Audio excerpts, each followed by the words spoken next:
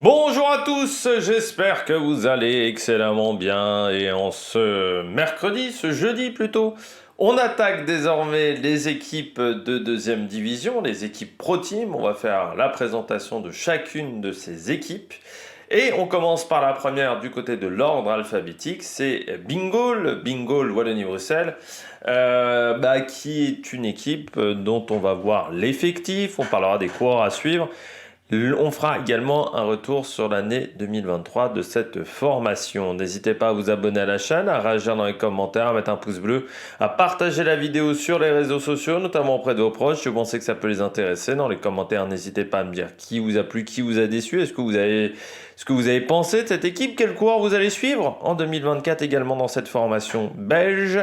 TikTok, le débrief des compétitions en direct, notamment en ce moment du biathlon. Si vous avez les moyens et que vous voulez soutenir mon travail, vous pouvez faire un super thanks. C'est la petite cloche, comme ça vous êtes au courant des dernières vidéos qui sortent sur la chaîne. Vous pouvez également voir les différentes playlists. Il y a la playlist du World Tour notamment. Vous pouvez retrouver les 18 présentations des équipes de première division.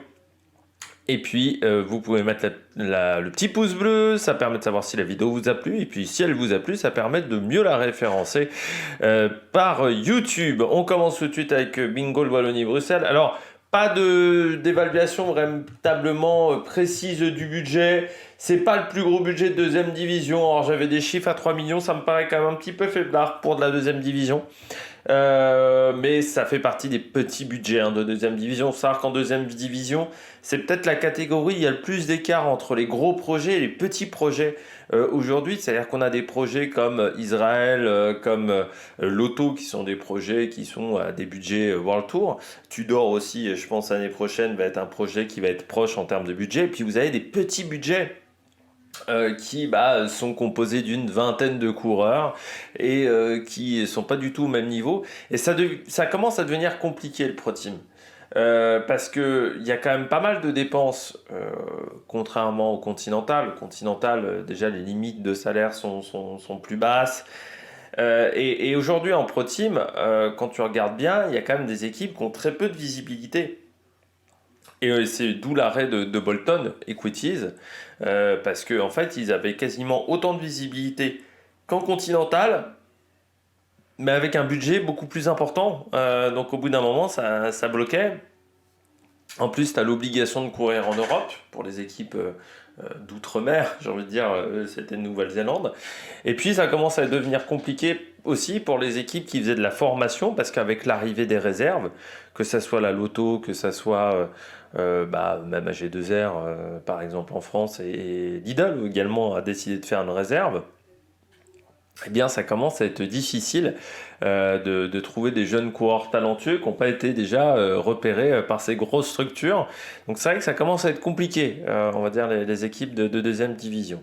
Bon, la saison 2023 de la Bingol, c'est pas exceptionnel en termes de résultats.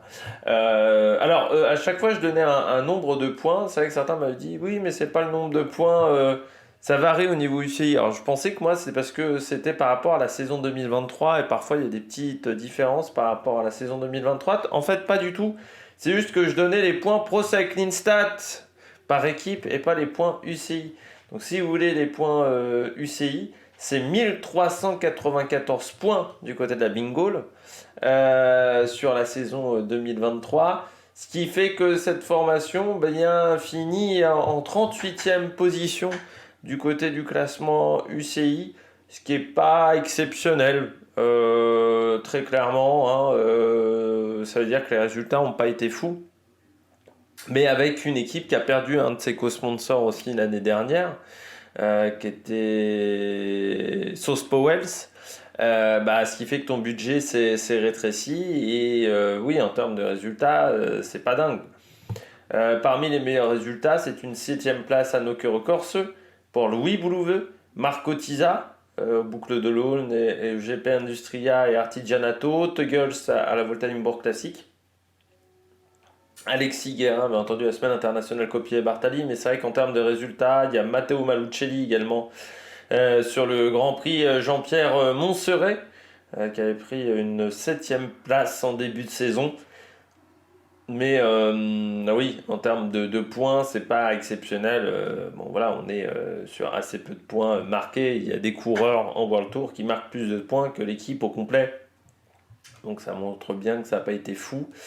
Après, c'était toute la difficulté d'un effectif qui est un petit peu en difficulté. Il y avait pas mal de changements dans l'effectif l'année dernière, parce qu'il y avait 11 transferts qui arrivaient et 13 coureurs qui partaient. Donc ça faisait quand même plus de la moitié de l'effectif. Alexis Guérin, ça n'a pas été aussi bon que ce que je pouvais le penser pour le grimpeur français. Malucelli également. J'étais un petit peu déçu de ce qu'il a fait Malucelli sur l'année.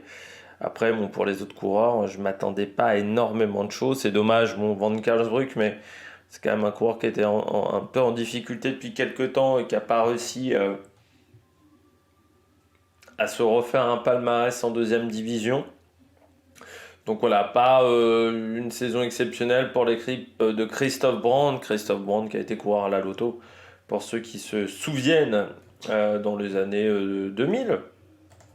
Il a peut-être fini sa carrière en 2010. Je ne sais plus quand il a fini sa carrière en 2010. Il a vu une grosse chute. Il avait commencé à la Saeco. Ça, je ne savais pas qu'il avait commencé à la Saeco Brandt. Je pensais qu'il avait fait toute sa carrière chez Omega. Et non. Coureur qui qui n'avait pas eu des grands résultats en fait chez les jeunes, mais qui a eu une carrière intéressante. Il a quand même emporté de Revankers Overijse et puis deuxième d'une étape du Giro également. Christophe Brand, c'était en 2005, troisième de la Japan Cup Cycle Road Race et 14e du général du Giro. Ça, c'était en 2004 à l'époque. Sixième du Tour du Doubs également en 2001. Pas beaucoup de victoires, mais ouais, la saison de Bingo, elle n'est pas dingue. Voilà, les résultats sont pas démentiels. C'est compliqué encore une fois. En fait, je pense que déjà ça manque un peu d'idées. C'est-à-dire, est-ce que ton objectif c'est de former les meilleurs wallons et dans ce cas-là, il faut réussir à les attirer dans ta structure de développement. Est-ce que ton envie c'est d'être une équipe qui obtient des résultats sur les grandes courses du calendrier en deuxième division, sur les Coupes de Belgique? On ne sait pas trop quel est l'objectif de Bingo ces derniers temps. Et ce qui fait parce que l'année dernière, l'effectif, il n'y avait quand même pas que des coureurs belges, il y avait donc un Français, deux Italiens, non, ça c'est, si, non, c'était ça, trois Italiens même, avec l'arrivée de Persico en cours d'année, un Norvégien, et deux Français avec Van de Piet aussi. Et là, on ne sait pas trop quelle est l'idée. Il y a peu de courants en plus qui montent au final de la réserve vers l'équipe 1. Donc c'est vrai que c'est un petit peu compliqué, je trouve, en termes de résultats. On regarde les victoires, il n'y en a pas eu beaucoup dans l'année. Elles sont au nombre de 4. La première est plus une victoire pour David et Persico sur le Tour d'Istanbul, mais il n'avait pas le maillot de la Bingo sur cette course-là. C'était au mois de septembre. Deux victoires sur la Tropicale Amissa Bongo. Karl Patrick Laoc et Alexander Salbi. Alexis Guérin, lui, remportait l'étape numéro 4 de la semaine internationale Kopier Bartali. Et Karl Patrick Laoc qui a remporté les championnats d'Estonie sur route. 4 victoires sur l'année, c'est pas fifou, mais en 2022 c'était seulement 2 et en 2021 c'était 3, le record est en 2016 avec 9 victoires. Le problème c'est que cette année avec 4 victoires, c'est quand même des 2-1 ou un championnat national qui n'est pas forcément où il n'y a pas forcément beaucoup d'adversité en Estonie, et sinon c'est des 2-1, donc c'est pas forcément les plus grosses courses du calendrier.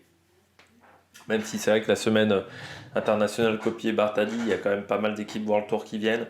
Ça fait un peu léger, donc c'est pas suffisant pour une structure de ce type-là en deuxième division.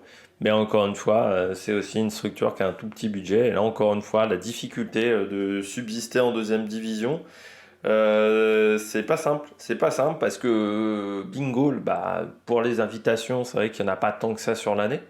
C'est surtout sur des courses en Belgique, il faut bien le dire, pour les courses World Tour.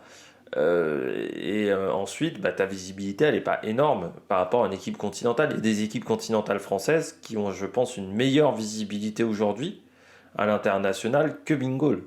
Donc c'est là où tout est le souci des budgets en deuxième division, cette difficulté d'être présent en deuxième division. Est-ce que Bingöl ne devrait pas redescendre? C'est une question qui peut se poser. On regarde les transferts. Pas mal de changements encore cette année dans cette équipe. On a déjà 3 départs à la retraite, Guillaume Van Keesbroek, Rémi Mertz et Dorian de Maert. On a Ludovic Robit qui rejoint la Cofidis. Alexis Guérin lui rejoint l'équipe continentale Flick Wagner Bazin. Et Matteo Malucelli va au Japon chez JCL Team Ukyo, qui est une équipe très importante du Japon. Karl Patrick Laok, lui, n'a toujours pas trouvé de point de chute. Parmi les coureurs qui arrivent, vous avez Loïc Vliegen qui était chez Intermarché. Je ne sais même pas si on ne doit pas dire Loïc Vliegen, plutôt que Loïc Vliegen avec un V à la française. On a Sacha Vermaes qui était chez Human Powered Half, David Persico qui était à la Kolpak Balan, Giacomo Villa, lui il était à Biese Carrera. On a Jelle Vermont qui était chez Circus Reus Technor, donc l'équipe de développement d'Intermarché.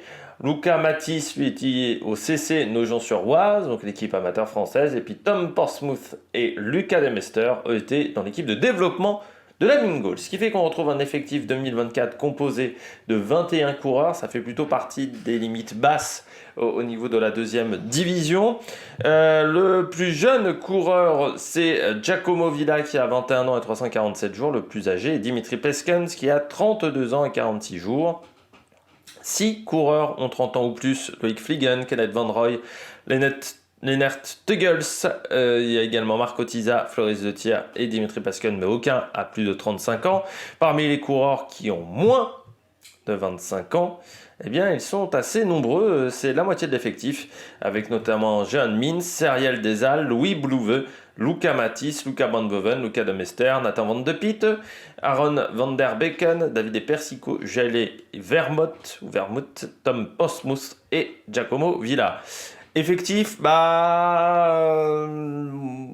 c'est pas exceptionnel. Encore une fois, on fait avec le budget qu'on a aussi. C'est un effectif qui va miser sur les sprints principalement. Et puis ensuite, on perd un peu Guérin qui pouvait tenter quand même des grands coups. Faudra voir comment évoluent les coureurs comme Van de Piet. Les jeunes coureurs qui ont moins de 25 ans, parce que là il va falloir qu'ils aient des résultats.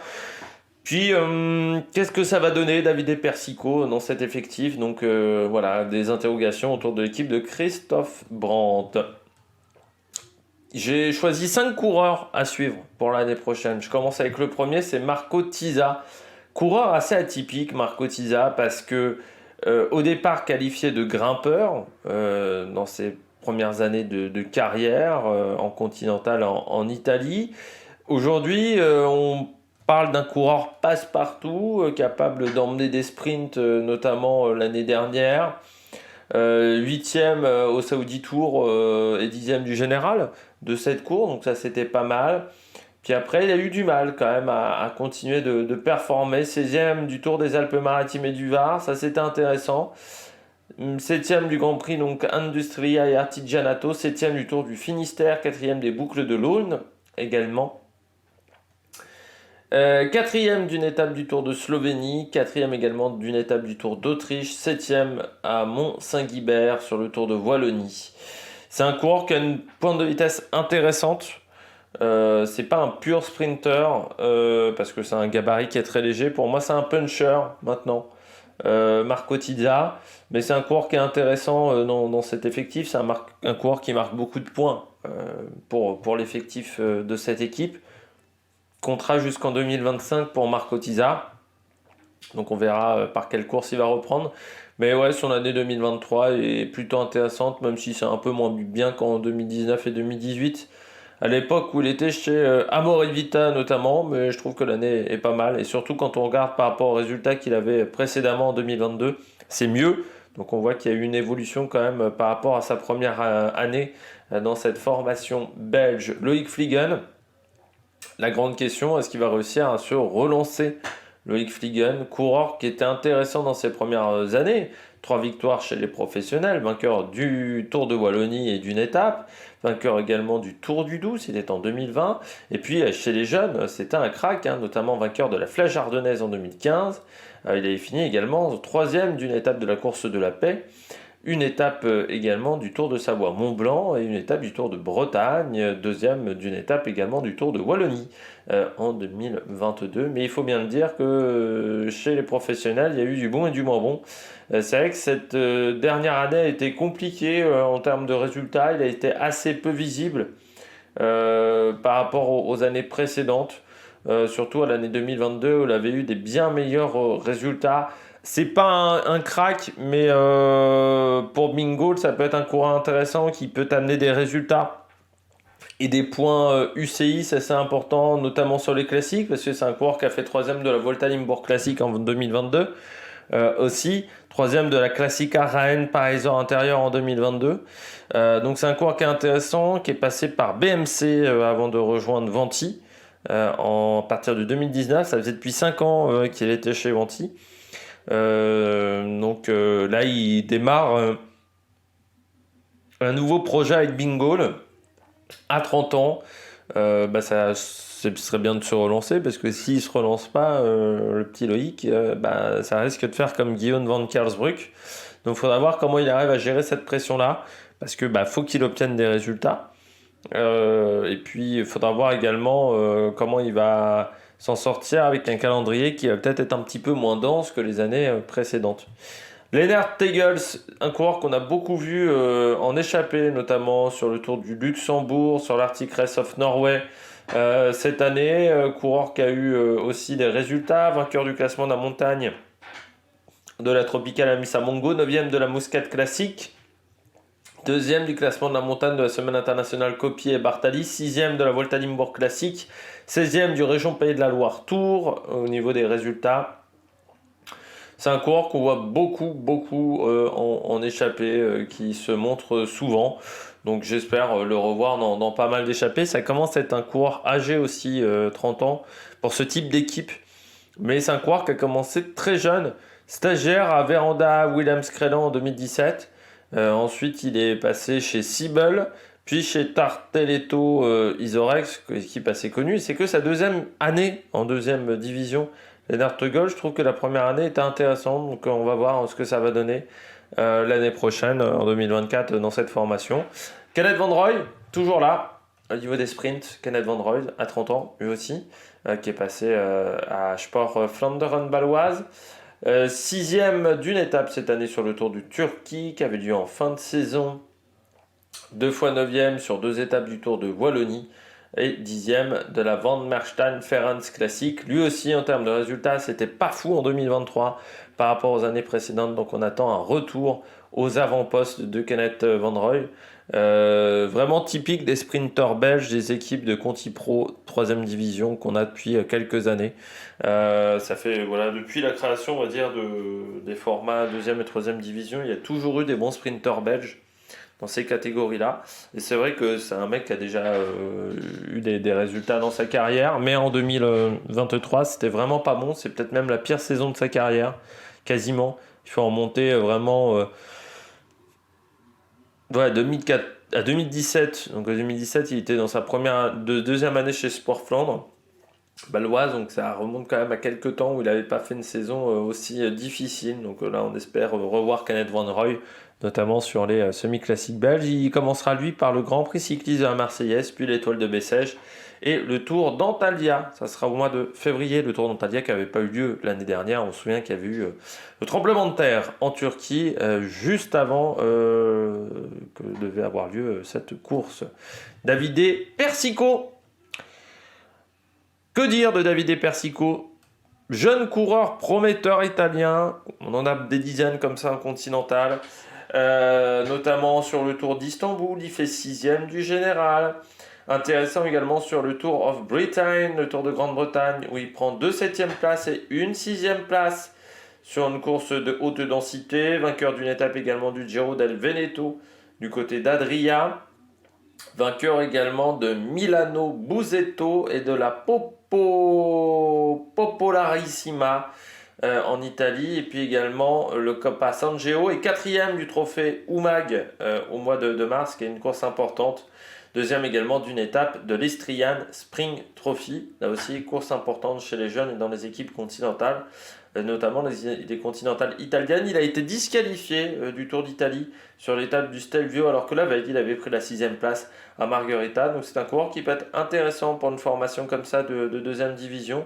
Et pourquoi pas aller marquer des gros points du côté de Davide Persico. C'est tout ce qu'on lui souhaite, de faire un peu mieux que Malucelli notamment, qui n'avait pas réussi grand-chose, il faut bien le dire, l'année dernière.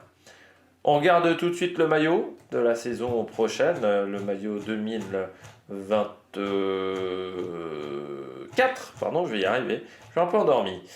Pour le maillot Bingo, eh bien, il ressemble énormément au maillot 2023, donc c'est-à-dire avec ce jaune très fluo, très vif, et donc ce gros marquage rouge Bingo au milieu de ce maillot très jaune, ce maillot de cette formation Bingo. Donc je vois pas énormément de changements. Si, c'est le gros B sur les épaules qui change, et il y a un petit liseré aussi au niveau des manches, mais c'est plus le haut du maillot avec les manches, les épaules qui changent. Sinon le reste du maillot ressemble énormément à celui de l'année dernière. J'espère que vous avez aimé cette vidéo. Si vous avez aimé cette vidéo, n'hésitez pas à vous abonner à la chaîne, à réagir dans les commentaires, à mettre un pouce bleu. Et puis nous, on se retrouve pour de nouvelles aventures sur la Maec Production. Ciao, ciao.